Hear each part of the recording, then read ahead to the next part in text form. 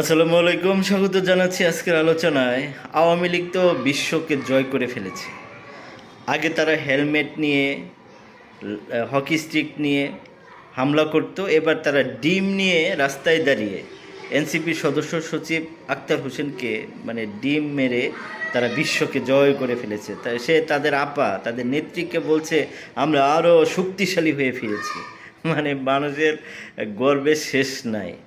তবে আওয়ামী লীগ এই বীভৎসতা দেখায়, প্রকাশ করে, একটা খারাপ কিছু ঘটিয়ে তার এই বীভৎস মন মানসিকতার পরিচয় দেয়। এটা জুলাই অভ্যুত্থানেও হয়েছে। শেখ হাসিনা নিজে তার বাবার হত্যাকারী হিসেবে চিহ্নিত করে কাউকে জবাই করেছে, রক্তের ছিটা তার শরীরে, তার শাড়িতে লাগতে হবে, এমন বীভৎস মন মানসিকতার এই মহিলা। তো যুক্তরাষ্ট্রে যে ঘটনাটা ঘটিয়েছে, তো সেটার পিছনে নিশ্চয় এই রাক্ষসিনী এই শেখ হাসিনার প্রত্যক্ষ মদত রয়েছে এবং তার ছেলে জয়ের যথেষ্ট ভূমিকা রয়েছে। না হলে ফোন করে তার সফলতা গাথা, বীরত্ব গাথা তার আপার কাছে প্রকাশ করতে হবে, ব্যাপারটা তাই না? ডিম মেরে একদম বিশ্বকে জয় করে ফেলেছে আওয়ামী লীগের এই অঙ্গ সংগঠন যুবলীগ নেতা।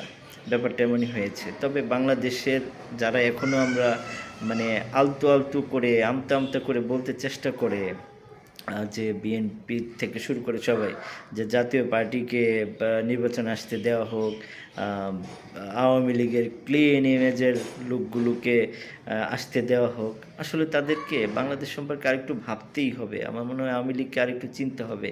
ইলিয়াস হোসেন সাংবাদিক, একজন দেশপ্রেমিক সাংবাদিক, তাকে খুবই শ্রদ্ধা করি। তিনি বলছেন যে আসলে মানে যার বয়সটা এখন ইলিয়াস হোসেন থেকেও কয়েক গুণ বেশি, তারাও 2 গুণ বেশি, তারাও হয়তো ভারত এবং আওয়ামী লীগকে সঠিকভাবে চেনে না।